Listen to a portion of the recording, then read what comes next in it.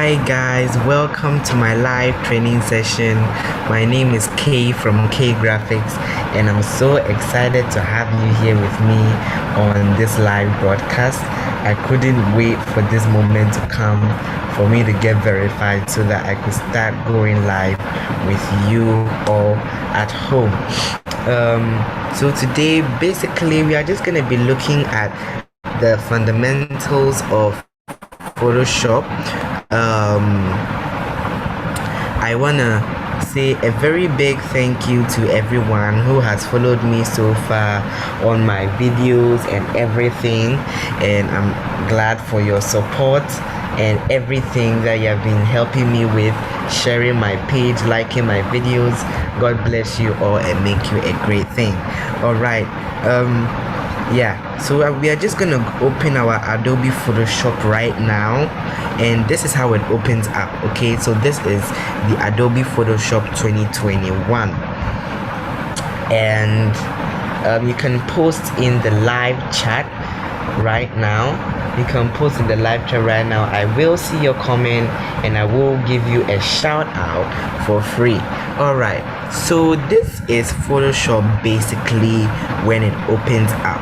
Now, I said in my tutorial video for the YouTube thumbnail that a few versions back or a few years ago we had our Photoshop interface like this. We didn't have the home panel where our recent works would go. So now Photoshop, what they have done right now is that they have made the home panel available for us to use. All right, so we have the home and we have our recent. All right, so when we go to the recent, all your recent files that you do will be put here. At least I don't know how many that have been put there for you, but at least 21 or 15 to 20 should be there for you. So we are just gonna press on create new, and now as you can see I have my recent. My recent is full because I keep creating new things by the help of Photoshop's size of documents. So we have the photo. If you want to edit a photo or anything else, here is it. We have the portrait, and we have incisors. We have the print, which is the letter, the A4, A6, A5, A3. We have the B5, B4. I told you we have a lot of papers. If it weren't for Photoshop, I didn't know we had this many papers. When we go to the art and illustration, we have 1000 pixels grid. We have the 2001. We have the poster, the postcard, the 1080p and the 720. So 1080p and 720p can be used for your YouTube thumbnails. The next one is web. Now this is for websites. People who like to manufacture websites will know that they need small thumbnails for their websites. So this is for websites. When we go to mobile, we have all sorts of mobile phones and devices. We even have the Apple Watch. We have icons and all that. Now last but not least, film and video. So here is where you can actually shine your eyes when it comes to YouTube thumbnails. We have the 1080, the 720. So 1080 actually is HD and or 2K, HD or 2K. So here is it. And then UHD is actually 4K, and then FUHD is actually 8K. That's a lot. I mean 8K. Wow. All right, so we are just going to go back to our recent, and then we are going to go to the width and going to select that as 10, and we are going to select our height as 10 and your resolution as 300. Make sure that your width should be selected not as pixels but as centimeters. So the next thing that we are going to do, okay, maybe when you change it to 10 centimeters, your width will change, so you have to rewrite them again. All right, you have to rewrite them over again. Okay, so this is actually for square designs like what you're seeing on your screen right now. Okay, so I'm just gonna go briefly of the tools that we are going to be using in Photoshop for mostly all of the tutorials. So we have the move tool, and it moves a selection or layer. Now in the previous stream in the afternoon, I actually told you that these two actually help you to move things around in Photoshop. So let me show you an example. I'm going to draw a circle, and now I want to move this circle. I've come to the move tool, but I can't move it or change its size or anything. To help me do that, I'm going to select show transform tools, and I'm going to select auto select, so that when you select out of the document, it can deselect. If you do not select auto select, it will never deselect when you tap out of the document. So you have to select auto select for it to deselect itself. Okay, so to delete an item, just use delete on your PC. The next one is the rectangular marquee tool. It makes a selection in the shape of a rectangle like this. Yes, that's what it does. So as we go on, we're going to learn how we use these for Photoshop designs and makes them look spectacular and all that. So as I've done this, I want it to go away. Just hold down Ctrl and press on D, and it will deselect. Now right click on the rectangular marquee tool and choose elliptical. Now the elliptical actually does the opposite. The elliptical helps you to make oval and circular sections. Yeah. So Ctrl D to deselect, and I'm going to go to my lasso tool. So the lasso tool actually makes freehand selections. Again, to demonstrate, like that. Ctrl D to deselect, right click, polygonal lasso tool. This actually does opposite.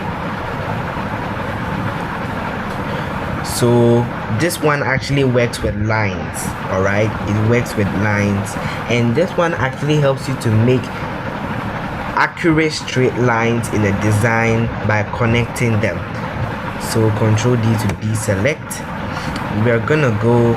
By the way, as I'm going on, I'm going to tell you whether to leave the tools here or not. So look closely. Let me just show you this part. Yeah. So yeah, we have to select the rectangular marquee tool first over there. I want it to be selected over there,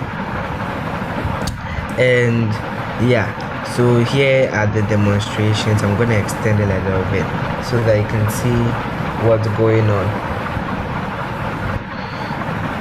So yeah, so for the rectangular marquee tool, leave it there, and for the lasso tool, right click and select polygonal. That's what we are going to be using basically for our tutorials. The next one is the quick selection tool, but usually its default is object selection tool. So I want you to see some of the options that are here. Okay, good. So the object selection tool actually finds and automatically selects an object inside a defined region. So maybe you have a picture and want to select something from that picture. The object selection tool will help you to do that. Now we have modes that we use for the object selection tool. We have the lasso. The lasso is the free form that it does. So as I've selected something, it's going to load for a while, and it will come up as it will do its best to collect what it has selected. So as you can see, this is what it could do because there's nothing really much on it. And we have the rectangle. I suggest that you leave it on the rectangle instead of the lasso, because the lasso is not really as helpful as the rectangle. Control D to deselect. Right click again and we have the quick selection tool. The quick selection tool actually makes a selection by finding and following the edges in an image. So the quick selection tool actually does opposite. Yeah, so let me make a circle again, and I'm going to use the quick selection tool. So I'm just going to add on this. Yeah, it has selected the circle. Now what we are going to do is that we have two of these. The first one is add to selection, and the second one is to subtract from selection. So as you can see, I'm subtracting the selection.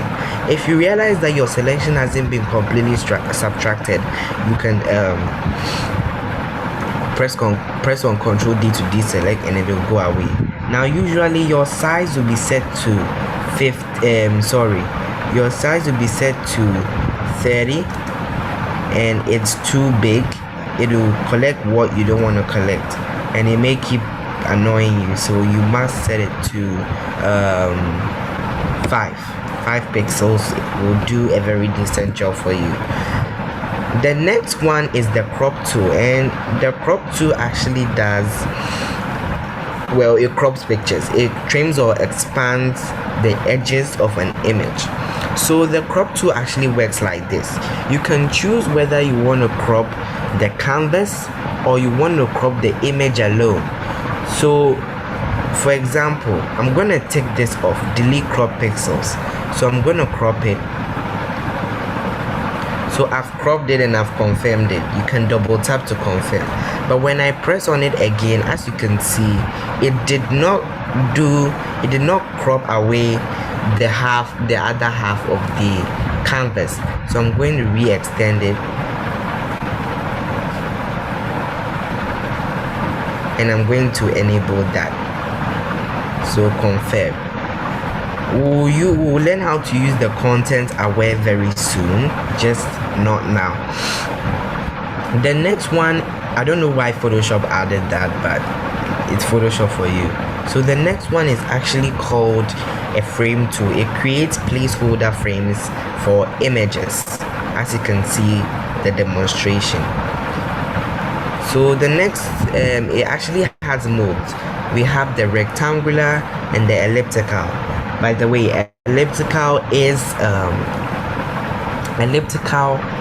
actually the circle. Yeah, so when you see elliptical, don't let it confuse you. It's just a circle.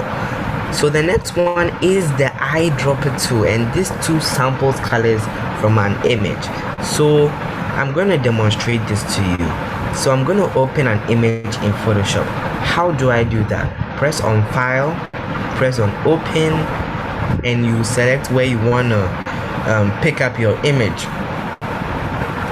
So I want to pick up an image from my directory, from this amazing design over here by the QFC Americas. So I'm going to use this tool, the zoom tool. It zooms in and out of an image. I'm going to press on that, and I'm going to press fit to screen. It will fit it to the screen as you can see as it's zoomed in. So I'm going to use the eyedropper tool to I'm just going to click on wherever I want to select the color, and there we go. It has selected and has gone into our foreground or background colors. So yeah, that's what the eyedropper tool does. The next one is actually not what I use very much, but if you want to still see, then fine. So as you can see, the spot healing brush removes marks and blemishes, and the healing brush actually repairs the imperfections by painting with pixels from another part of the image. The patch tool actually replaces a selected area with pixels from another part of the image. All right, Now we're gonna go over to the brush tool and paint custom brush strokes. So for example, how you can enlarge your brush without going here, there's a certain bracket, not the brackets within the 9 and 10, it's after P. So the left bracket decreases and the right bracket increases. Yeah, so that's it. That's what the brush tool does. So if you want to undo something, press on Ctrl and press on Z. Press Ctrl and press on the Z. Great. So the next thing that we're going to do is that we are going to right click and we're going to see these, but we're not going to use any of those. We're just going to use the brush tool. Once again, I said we are using what I'm going to be using in our tutorial. So yeah, the next one is the padding stamp tool. I don't really know what that does, so I'm gonna skip that. I just used this recently and it was amazing. So the history brush tool actually restores part of an image. So let's say you make a mistake and you erase some part of an image. The history brush tool will help you to restore it, or you can just press Ctrl Z. I don't know why Photoshop did that, but hey, who argues with Photoshop anyways? So as you can see, I'm erasing and I just made a big mess. So I'm gonna use the history brush tool to restore. Now I'm going to use my bracket to increase,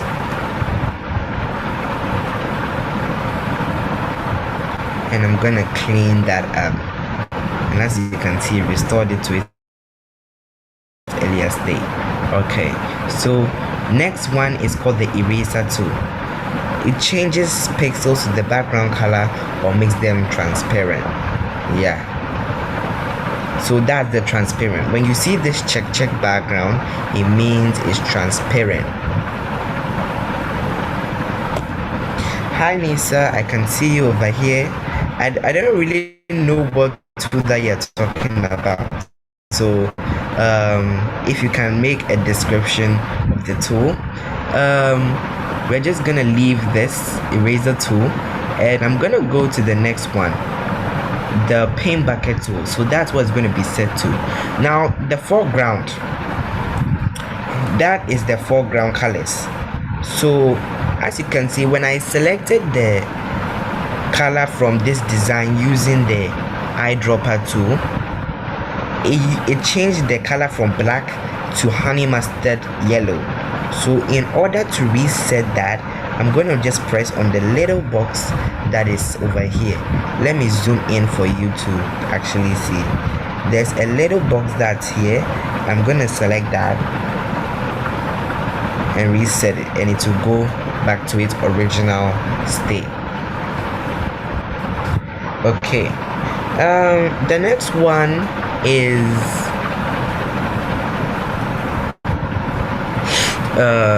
the gradient tool.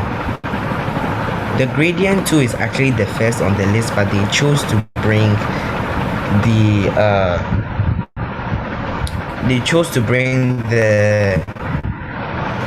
paint bucket tool over there. So we are going to use the gradient tool. Now the gradient tool actually creates a gradual blend between the colors. So depending on where you anchor it or where you direct it from to the end, that's how it's going to pop up. So we have types of the gradients tool. So if we press in the middle, it brings up this window, but if we press on the arrow that's here, it brings up only this. So we want the big one. Now what we are going to do is that I'm going to expand this a little bit, and I'm gonna just go to the blues. We have blues, we have purples, we have the pinks, we have the reds, we have the oranges, the greens. There are actually many colors, grays, we have the cloud is actually very faint, the iridescent, so that's well out of the ordinary. And then we have the pastels. We have the pastels over here, and then last but not least we have the neutrals, so that is the out of the ordinary colors. So I'm going to choose one of the grays here, and I'm going to click, hold it down and drag. So as you can see, it has made a cool new gradient, and I'm going to pull it down, and I can change the direction of that. Now there are actually two ways to add a gradient, but I'll come to that later. So yeah, the next one, I suggest you leave it on when you need to use the paint bucket for maybe pouring a color or something. You can do that. This effect happen because the gradient is on. It doesn't really pour the color very well when it comes to gradient, so you actually have to use your eraser tool to erase. You have to actually use the brush tool to cover up if it's a color. So great. Next thing that we are gonna be using is the smudge tool. It smears and blends colors together. What I usually use is not here, but let's look. The blur tool actually blurs the areas in an image. The sharpen tool actually sharpens the soft edges in an image. So we are going to leave it on the smudge tool. Now we come to the dodge tool, and the dodge tool actually lightens the areas in an image. So watch this. I'm gonna enlarge our brush, and I'm going to use it. So just hold on it and paint throughout, and as you can see, the contrast is lightening the design. So Ctrl Z. So if you want to redo something, hold on Shift, hold on Ctrl and press on Z.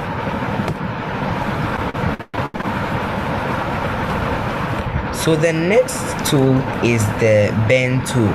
It actually darkens the areas in an image.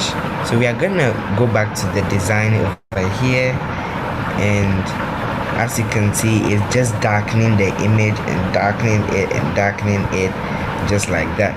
So Ctrl Z, and then we are gonna go back, and the sponge tool actually changes the color saturation of areas in an image. I really never knew how to use this, so I just left it there. It just changes the saturation or something. It doesn't really do anything much. So yeah, the default mode for it is desaturate. So if you want to saturate it, you select this, the arrow, and saturate it again. So as you can see, it's being very harsh on our father's picture, so I'm just going to desaturate that back to its original state. But if you see that the color is a bit off, you can just press Ctrl Z and it'll go back. So just leave it at the dodge tool. The next one is the pen tool. Now the pen tool makes and changes parts or shapes with anchor points and handles. So when it's time for us and we actually go to the intermediary level, we're gonna learn how to use that. The freeform pen tool actually adds an anchor point as you draw parts or shapes. The curvature pen tool actually makes or changes parts or shapes using points. So here is what it does.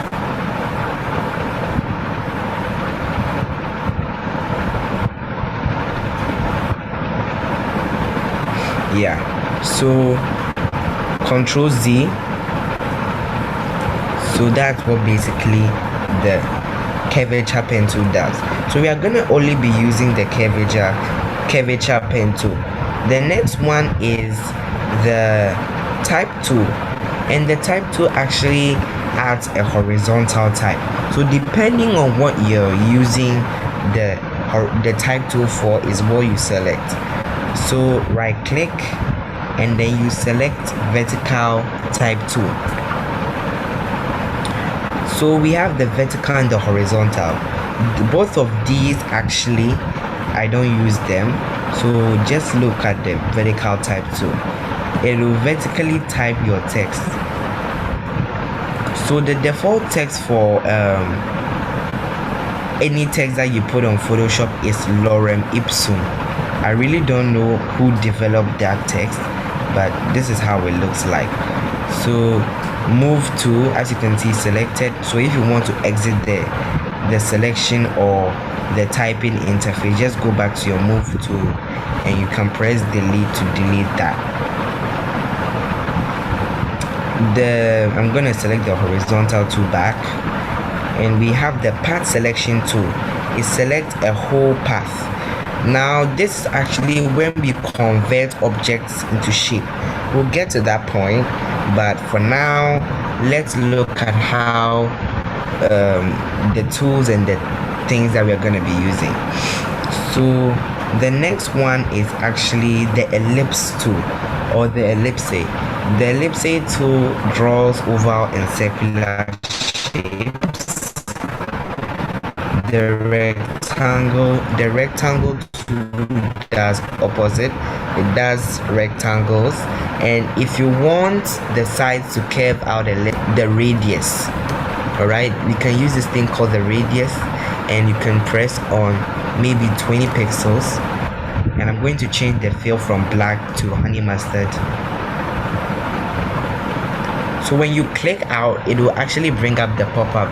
If you know your width that you're going to be using, fine, but I think you should just, you know, click and just hold down and drag out. So here is it, and as you can see, it has curved. So in order to remove the curve, I'm just going to use these dots, so you can change it anytime. I'm just going to use these dots to curve it in or out, in or out. So delete, and we are actually getting to the end. We have the triangle tool. Well, obviously it draws triangles. It draws three-sided shapes. So if you know any three-sided shapes that you want to use, fine, why not? Oh, I just figured out something. I'm going to do a tutorial on that design. So I'm going to show you the radius. It does practically the same thing. I'm going to curve that out a little, and yeah, that's that. It looks so nice. We are going to do amazing things with Photoshop. The next one is the polygonal tool. It draws polygons, and the line tool draws basically lines, but I don't use that. I rather use the rectangular marquee tool. Then I add a layer and drop a paint bucket inside. Then we have the custom shape tool. Well, it draws shapes from a custom shape list. So we are just going to leave it on the rectangle tool, and we are going to go to the last one, the hand tool. It pans over different parts of an image. I never use this, so yeah, pans over the different parts of an image like that. The rotate view tool actually rotates the view of an image. Oh, that's new. So Ctrl Z. Okay, Shift plus Ctrl plus Z. I really don't know how to undo this, but if you don't know how to undo that, you can just press reset view and it will reset it. So just leave that hand tool. The last one over here is the zoom tool. It zooms in and out of an image. So zoom tool, we have the zoom in, we have the zoom out. So just leave all these options. You can use fit to screen and fill screen. Fill screen will fill the screen with the picture, and the fit to screen will give you the whole interface of the picture. So you can zoom in to as close as you like, and it ends at a certain point. So as you can see, it has zoomed into 12,800. So we're going to go back to fit to screen, and there we go. Now we come to the foreground and the background. These actually help you with these are actually linked with the paint bucket tool. So I can change the black to red, and I'll press OK, and I can change the white to cyan, and I will use the paint bucket tool to pour the red, and I can use the small arrow down there to switch and pour the cyan as well. And if I want to just go back to the default, I'm just going to press this box that is up there. It's very small, so I don't know if you can see it. You can use this box up here to reset it back.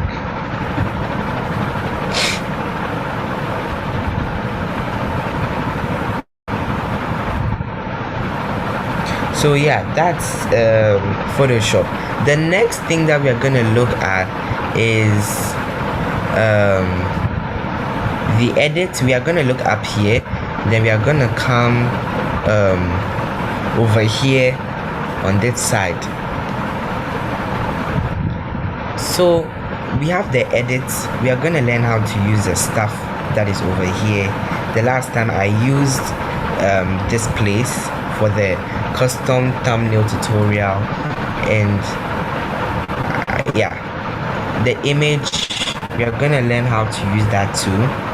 We have the layers, we have the layer option, the type, the select, the filters, the 3D.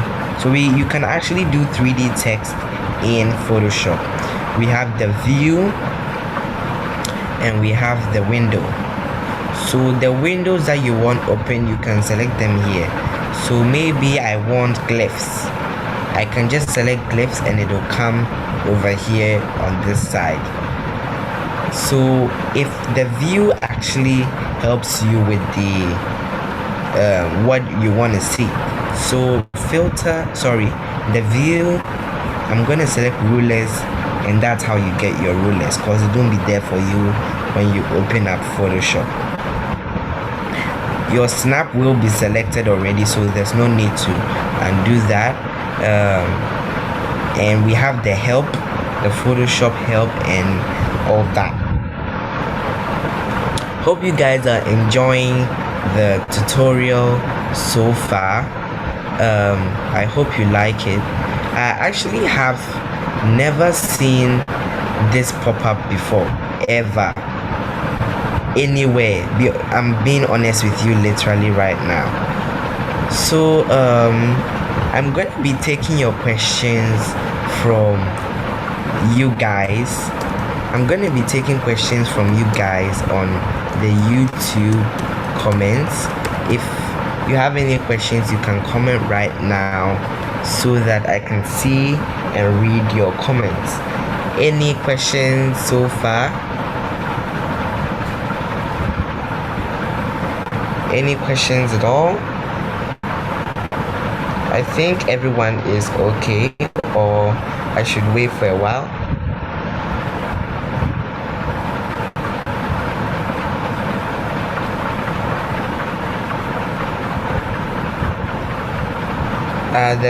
Is there any question?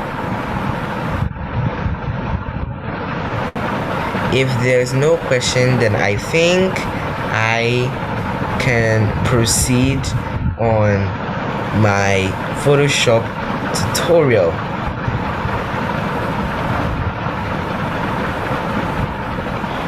Okay, so I'm going to reshare my screen again.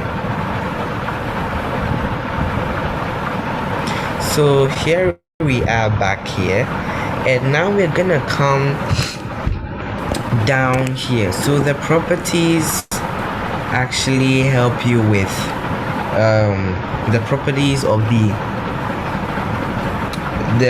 properties of the object that you have selected or anything that you're using. So we have the quick actions, we have the remove background, the select subject, we have view more. Oh, okay, that actually gives you the tutorials over here. So yeah, we have the align and distribute. Yeah, I totally forgot that. If you want to align an object in Photoshop or distribute it, all you have to do is that you can press on the three dots, align to, select that, and make it canvas. Then all these will pop up for you. However, you have to keep doing that every time. I'll figure it out how to set it as default so that you don't keep doing it all the time. So the next one is actually the adjustments. We can add brightness or contrast, the levels. We're gonna learn all of these because I learned from someone and I also want to share my knowledge with you. So we are gonna share our adjustments and how we do many other things here in Photoshop. Okay, great. So the next one is the layers path. We are going to look at the layer section, and the layer section actually is where all your info is being stored. So when I just signed into my Adobe Photoshop account, and that's why you can see my Lightroom photos, my cloud documents, and all of that. So when you can create an account and can view help, and you can sign in or sign out of your account over in the help section over here. So this tutorial has actually helped me learn something. That's nice. All right, so the layer tool, this I don't really know what these are. I just use the blending modes, and yeah, and you can use any of the lock options over here. And we have the opacity, so I can take that down and I can take it up again. We have the fill, that also takes it out, and we can bring it back again. Now let me show you one cool thing that the fill works with the type tool. So I'm going to type in, okay, I'm just going to leave it here. I'm going to transform it and make it a little larger. And what I want to do, I want to change this text to white. So just double click on it and it will select it. Now I'm going to use my foreground background to switch, and you can press on your move tool to deselect that. Now we are seeing our text over here in the Photoshop layers. So Photoshop actually works with layers. The layers are how many things that you add onto the Photoshop project. So you can just double click and we can go to the layer style. So double click and go to the layer style right here. The layer style here, we have the bevel and emboss, we have stroke, but we have the inner shadow, inner glow. We are going to learn all these. Oh, the drop shadow is basically simple. It's this. Alright, that's how you see those drop shadows on some people's flyers. They all use Photoshop, okay? Don't let them deceive you. So we are going to press on stroke, and we are going to select stroke, and I'm going to actually select F5, maybe F3 or 2. Okay, let me select 3. Yeah, 3 is okay. And I'm going to change this and write the word happy.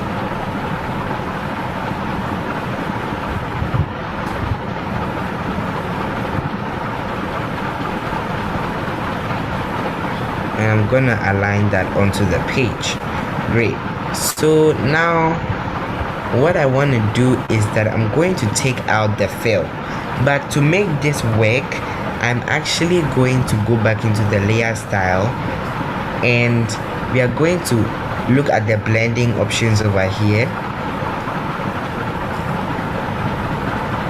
We are going to look at the blending options over here, and now we want to take down the fill opacity.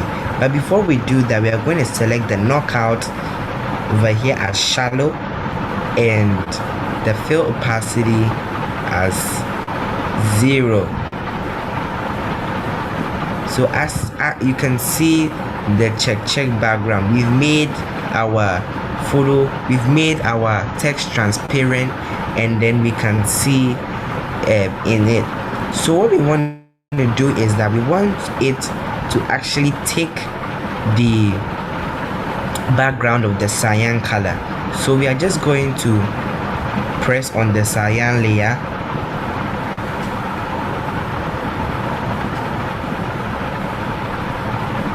we are just gonna press on the cyan layer, and what I'm gonna do with the cyan layer is that we are gonna press on its layer style. So double click on the side and it will press its layer style. And actually, yeah, we won't go to the layer style. I just remembered, we won't go to the layer style. Just press on the cyan layer, hold down on shift and select your happy. Now after you do that, it will select both the cyan layer, and it will select both the happy as well. So the next thing that we are going to do is that we are going to group these.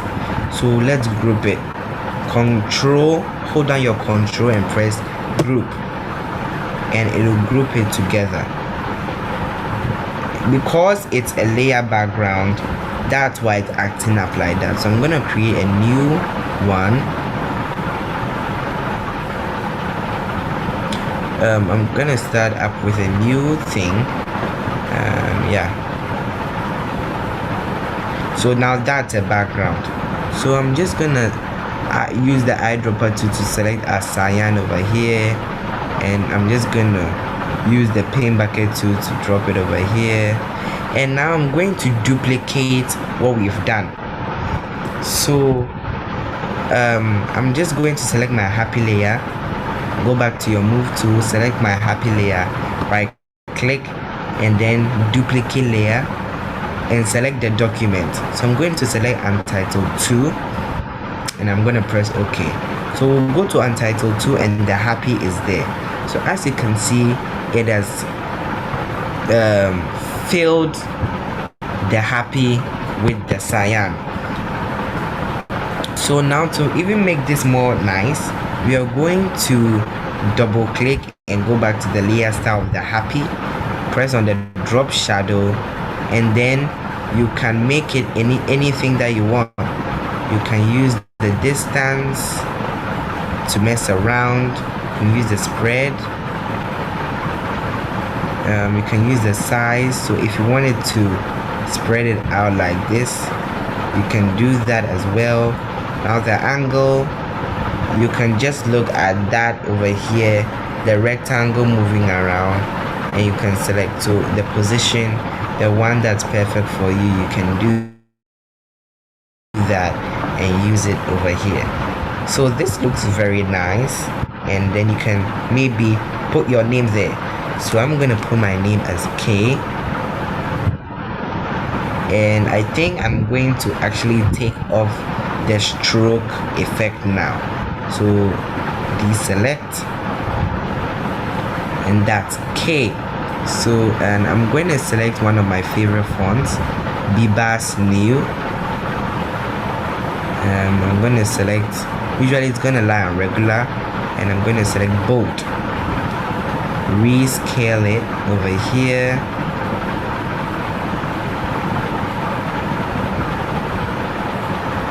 and there we go. So I can just center it right here.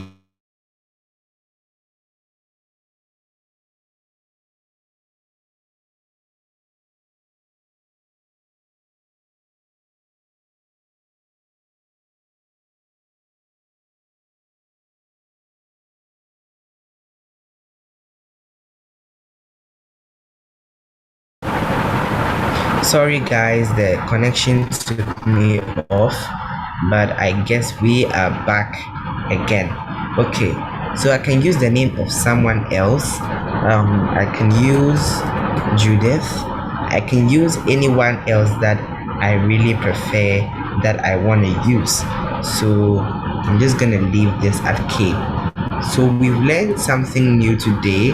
We've learned how to use the layers. We've learned how to use all of these, and I hope to learn more with you. I'm actually going to end this live stream because I want this to be a separate video, and I'm actually going to do another live stream for I'm actually going to start on another live stream that will teach you how to make a Photoshop flyer for your church like this. Let me show you over here. The QFC Americas made this.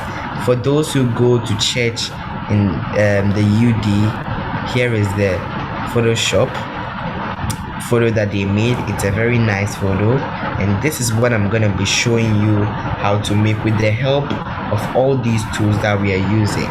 So thank you guys for joining in the live stream. It's almost like 1 hour, but I hope you've learned so much today. I hope to see you in our next live stream, so just don't go away. Stay tuned, and you can go and watch some of our videos. You can go and watch some of our videos that we upload of either live, or you can go and watch some of our videos from Nisa, who is from QFC Brampton. So I've given you a shout out, Nisa. I hope to see you real soon. Just stay tuned to my channel. All right, goodbye y'all.